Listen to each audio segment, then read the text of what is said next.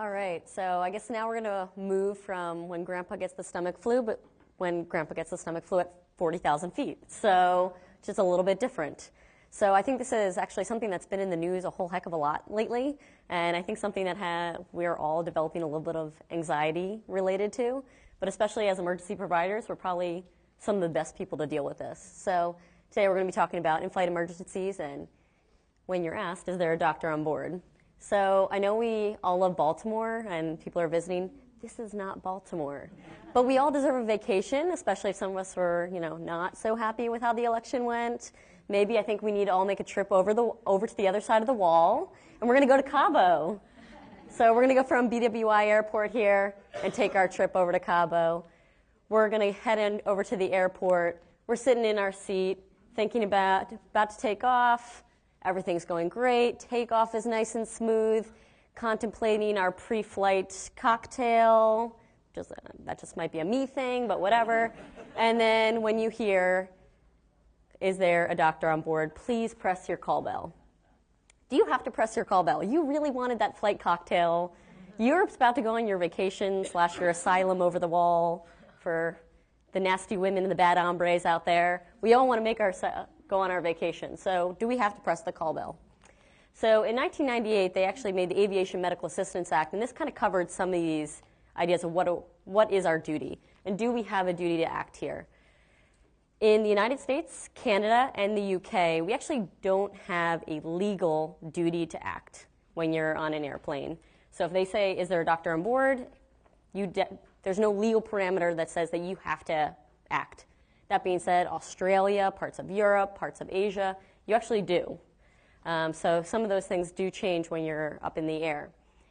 That being said, I think that especially as emergency providers, whether you're a nurse, you're a doctor, you're a PA, you're an EMT, you're a medic, I think you probably have a moral and an ethical obligation or responsibility to act, because we're the best people to handle these patients. Maybe not so much high-risk OB. Maybe unless there's an OB emergency, then they would be perfect for it. So the Aviation Medical Assistance Act is kind of a good Samaritan law of sorts, and it covers medical emergencies. So this is not covering the person that needs a narcotic prescription. This is purely medical emergencies. And you're held to the standard of someone with your similar qualifications, MD, nurse, EMT, paramedic. And then they're also taking into account that this is obviously an austere environment. This is not your ED. You don't have all your nurses, your other providers, everybody else there with you, and all your resources. So they understand that you're on an airplane, you have limited access to supplies and other capabilities. You have no authority over the crew. You're kind of working with the crew, but you're not necessarily directing them. You're also not responsible for what happens. So if you're saying, we're going to go over diversion later in the talk, but if you recommend that the flight needs to be diverted, and they say the pilot, who has the final decision to divert the airplane, says, we're not diverting, you're not legally responsible for that action. Also, you're not responsible for the equipment. We're going to talk about the equipment that is going to be available to you, and that's going to kind of depend on what kind of a flight you're on, but there are some certain standards. If those standards are not met, or also if you need something, we talk about our ACS patient, a 12-lead EKG would be really helpful. You're not going to have access to that on a plane. So you're not responsible for your lack of equipment. And the biggest thing, obviously, as a good Samaritan law, is you need to avoid gross negligence, which I'm sure everyone in this room would do that already. So we decide, we want good karma, we want to help this patient out before we go on our vacation. So what do we want to remember when we're taking care of this patient? First, try to treat them in the seat as much as possible. Not only are you in a resource-limited setting, but you're also in a space-limited setting. Dr. Matu talks about having to take the patient over to the galley. A lot of times there's not really that much area. So if you can treat the patient in the seat, that is their designated spot already. You can certainly request a spot in first class to sit next to the patient and observe them. You have a little bit more leg space, maybe a little more comfortable, but try to treat them in the seat. Introduce yourself. Dr. Schenkel kind of talked a little bit about this as well. It's always nice to say your qualifications, because it could be anything when you're on the airplane. Ask permission. They didn't walk into your emergency department. So if someone just called overhead, if they have the ability to consent for treatment, let them do that. We're going to do a history and physical exam to the best of our abilities, obviously in these space constraints. And then we're talking about requesting a medical kit and the AED that should be on the airplane. We're going to talk about ground control and diversion, if that's needed. And lastly, documentation. Just because we're, 40,000 feet in the air, unfortunately, we do not get out of documenting. So, here's our patient. He's a 54-year-old gentleman. He's got a history of high blood pressure, diabetes. And you see him, he's holding his chest. He's sweating. He's like drenching the entire seat. His neighbors next to him are really not happy. He's throwing up into the emesis bag. He looks pretty awful. When you go up and talk to him, he says, I've just got this bad chest pain. He said it starts in the center of his chest. It goes to his bilateral arms. He's short of breath. You can see that he's diaphoretic. He's throwing up. He said he actually developed this yesterday. He was signing the check for his daughter's destination wedding in Cabo, developed this chest pain, but it went away. He thought he was okay. And then on his way to the terminal, started running towards the plane, thought he was going to be okay, it was going to go away like last time, but after takeoff, still happening. So what does this patient have? An MI. Slam dunk, done, right? Like, we're already ready, we're all ER. This is what we do every day, right? But 12 lead? PCI? Thrombolytics? Okay, no. This isn't meant to be a zebra case. This is our bread and butter. This is like what we went into emergency medicine to do, and this is what we see every day. But how can we treat it when we're actually in an airplane? So there's a few things that we can do and have access to when we're on the plane. One, we can lower our flight altitude, which we're going to talk about how that can help our patient, using the medical kit and asking for a flight diversion. And I would say what we're going to be doing all these things in this patient specifically. So I didn't want to do too much physiology and physics because I still have PTSD from high school, but the biggest thing is, especially in this in-flight physiology and this, when you're inside an airplane, they actually pressurize the cabin to about 8,000 feet. At that level, your partial pressure of oxygen drops, and we're probably sitting somewhere around 89 to 90% oxygen saturation. So people that came in on a plane today, you didn't feel hypoxic, you didn't feel short of breath, because in most normal people, we compensate for this very well. We don't have an issue. We're sitting there at 90%, and we feel fine. We're watching our in-flight movie. We're doing work. It doesn't matter. But you can see where we are on this oxygen hemoglobin dissociation curve. We're about to kind of fall right off. So if you're someone having a respiratory emergency, if you're someone having a cardiac emergency where you're in this area of oxygen supply-demand mismatch, this can be a slippery slope. So you can ask the pilot to actually lower your flight altitude, which increases your partial pressure of oxygen and throws you on the higher end of this oxygen hemoglobin dissociation curve. Also, if that doesn't help as well for this patient, you can give them supplemental O2. So on most airlines, they'll have obviously some access to oxygen. Usually can run about 2 to 4 liters per minute.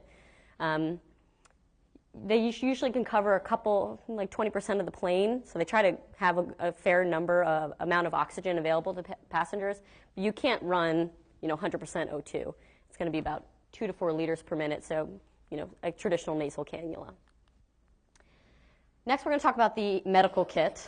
So this is a very enhanced medical kit. They're not all going to obviously look like this. When you're on an airline, there's different types of medical kits. For the most part, they're going to have a first aid kit. And so that's going to be your bandages, your first aid supplies, all the things that we'd think of in a traditional kit. And then there's the enhanced medical kit that you have to ask for.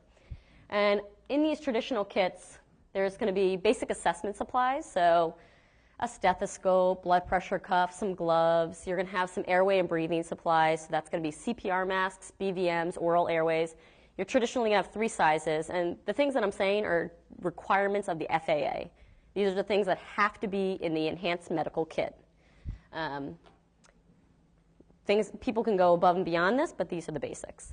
The airway and breathing supplies, 3 sizes of CPR mask, no pediatric supplies. So there's no requirements that anything has to be sized for a pediatric patient. In terms of IV access, you'll have a few gauges of needles, an IV starter kit. You about have 500 cc's of normal saline. You're going to have some medications, which we're going to go over shortly, and you're going to have your AED. So, there we go. Again, these are the basic requirements of the FAA, and people can go above and beyond. So mostly on domestic flights, they're going to have just these basic requirements. They're not going to go above and beyond.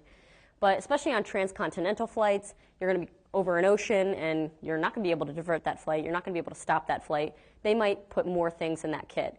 They might have other diagnostics available to you. Sometimes they'll have some telecommunication capabilities. They may have other things that you'll be able to do, but again, nothing in the realm of an emergency department. And they might also include other medications that are not going to be on the next slide. Also, your AED. So traditionally, we think of, the ones that are just in the mall, traditional pad placement, and they'll tell you if the patient has a shockable rhythm. A lot of times they will, on these, have at least a rhythm strip. So if you're worried about an arrhythmia, or if, you could see maybe some basic ST elevation if you have that basic rhythm strip available to you. Some of these can have some telecommunication capabilities, so if you talk to your ground control support, they might be able to see a little bit more than you can see, but we're going to talk about that as well a little bit later. So these are the medications that are in the basic enhanced kit that are required of the FAA. You're going to have an analgesic. It's going to be a PO analgesic, non-narcotic, so like Tylenol. You're going to have an antihistamine, aspirin, albuterol. That's just going to be an MDI, not a NEB. D50, Epi 1 to 1,000, Epi 1 to 10,000, lidocaine IV, and nitroglycerin. So for our patient, have an ACS, are worried about an MI, aspirin definitely appropriate. Nitroglycerin plus or minus. Again, we can't do a 12 leads. We don't know this if he's having a right ventricular MI or posterior MI. I think once you get to Dr. Matu's level, you can just put your hand on the patient and kind of Yoda-esque inferior MI he has, but I'm not at that level. I don't know if anybody else is. So we might plus or minus do nitroglycerin. We do have the blood pressure cuff. We could see if he's hypotensive, but I think aspirin, though, is a safe bet. Ground control. So ground control is contracted by the airline. So every airline, Delta, United, what have you, will have a contracted ground control entity. This is a group of individuals that have a knowledge of medical emergencies, in-flight physiology, and they can help you in the case of a medical emergency on a flight. You have to think that a lot of these folks are kind of on the ground and usually are the ones that are just speaking to the crew member. So if there wasn't a physician or there wasn't a nurse, there wasn't a PA, there wasn't a paramedic, which is actually very rare to not have at least one of those individuals on a flight. Especially in the United States, over 80% will have at least one of those individuals on a flight. So usually the crew is just speaking to ground control, kind of telling them what they have. Hey, we could do some basic vitals, kind of figure out what's going on with the patient. But they can be very helpful, and they can help you and give you some recommendations. So if you didn't know about lowering the flight altitude, that might help your respiratory or cardiac patient. They can help you out with some of those things. Maybe how to use some of the things in the kit. They can help you out with some of those things. So medical assistance, medical recommendations, certainly helpful and easier to get them on the phone earlier rather than later. They can also help you with diversion, which we're going to talk about in just a second, and then also ground EMS meeting you on either when you divert or if you land at your final destination, that patient still needs medical attention and to go to another facility. So I've kind of harped on this like 5 million times, which is diversion, which is what most people think when there's a pretty bad medical emergency on a plane, is landing the airplane, diverting, landing in some other location, landing early in order to get that patient off the plane. Airlines don't want to do this because this costs approximately about $1 million. So fuel costs, changing everybody's flights, changing airplane schedules, this is very costly. So an airline's not going to want to do this unless it's absolutely time critical and necessary. So when do you want to divert? So if the patient's unresponsive, so you have some things in your arboretarium or your toolkit. So if they're unresponsive, you give them D50, they wake up and say, oh, I took my insulin, but I didn't have a chance to eat, and they're doing fine. You might want that patient observed. You might want them to be evaluated at a hospital. May not need to divert that patient. Cardiac arrest, I think that warrants conversation for diversion. You might not be able to divert readily. What if you're sitting right over the Atlantic Ocean? So some of these things do change based on where you are. ACS, a time-critical condition. And this is one of the most common reasons, chest pain is the most common reason for diversion. Severe dyspnea, you try all the things. You try lowering your flight altitude. You try giving them oxygen. What if they're asthmatic? You try giving them an MDI, and they're still not getting better? Definitely a reason to divert. Refractory seizures, severe agitation. I think we've all seen pictures of people duct tape to chairs and things like that on airplanes. So again, you don't really have that much in your toolbox. There's no benzos, there's no sedation. We talk about ketamine. There's none of those things on an airplane. So if someone's severely agitated and they're a danger to everyone else on the plane, you might need to divert. And then acute neurologic symptoms, again, something that's a very time-critical condition that we might need to get a head CT and treatment sooner rather than later. Diversion also depends on where we are. So if we're still in Baltimore, we haven't left the tarmac, this is really easy, right? We don't just get airplane EMS to just come, pick the patient up, take them off the airplane, no big deal. But things change when, say, we're over the Atlantic Ocean right now. We're sitting right in the middle. We left BWI and say we were going to England. We're sitting right there. Even if we want to divert, we have a patient that has a cardiac arrest. We're a few hours from land, one way or another. So even if they want to have a diversion, you're still going to be taking care of that patient, even a critical patient, resuscitating them for a few hours. Also, what if your resources? So I'm pointing at Alaska. Is anybody from Alaska? No? Okay, good.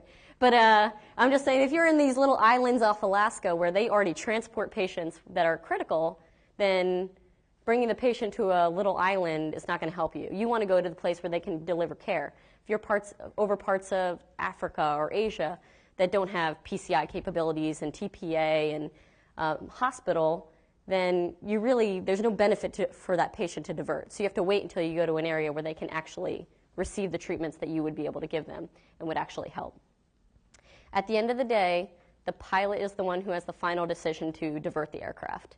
So you can give a recommendation, ground control can give a recommendation. At the end of the day, it is the pilot who makes the final decision on whether or not that aircraft is going to be diverted. So for this, we're worried about ACS. This guy looks like he's having an MI. We've given him aspirin. We had the AED on us. Didn't really see anything crazy on his rhythm strip. But talking to ground control, talking to the pilot, decided to divert this flight. So as we come into a landing, we've already talked to ground control. They've organized to have an ALS unit standing by. Before we hand off that patient, we got to document. So there's no fancy EMR. This is back to med school SOAP note days, okay? So on a lot of airlines, they will have a airline-specific documentation form for in-flight emergencies. It's going to be really basic, a little sheet of paper. You'll pretty much document a SOAP note, like, hey, I saw the patient history, physical exam, any communication you had. Hey, I spoke to the pilot. I wanted to do this. If you gave them treatment, so this guy, we gave him aspirin, documenting all those things. If they don't have that, you can just write that on a blank sheet of paper, just so you have some kind of record. Also a record to the hospital that they're going to be transporting this patient to. So you hand over care. The gentleman is taken off by ALS to a nearby hospital, and we make our way, finally, to Cabo. We're finally relaxing, finally on our vacation. So as we're kind of hanging out in our hammock, what are some things that we want to think about? Number one, for take-home points, is you're protected to help. We talked about the Aviation Medical Assistance Act, and I think us as providers in this room are probably the most capable individuals to take care of in-flight medical emergencies, and you are protected. None of us would want to be doing any kind of gross negligence, so protecting patients, and we're the best ones to help. And you also have a lot of tools at your disposal. Although it is a resource-limited setting, we can always decrease our flight altitude, especially for our respiratory and cardiac patients. We can use the things that are in the medical kit, which we talked about, the medications and the tools. We can use our AED, and we can lastly use ground control and diversion. With that, I thank you all. Thank you for the opportunity to speak here today, and I appreciate everyone's attention. And I don't know if I have a little extra time for questions, but I certainly can also take some at the break as well.